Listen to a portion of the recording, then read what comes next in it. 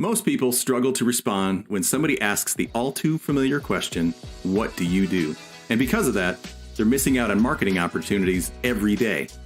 My name is Kurt Stockwell, and as a StoryBrand certified guide with over 11 years of marketing experience, I've helped hundreds of businesses create marketing that actually works. You're listening to the One-Liner Workshop podcast, and in every episode, you'll learn how to create a powerful one-liner that'll make people want to do business with you.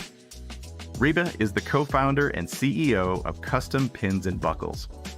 Her company operates within a highly specialized industry, and like many business owners in a niche field, she faces the challenge of effectively describing her unique product.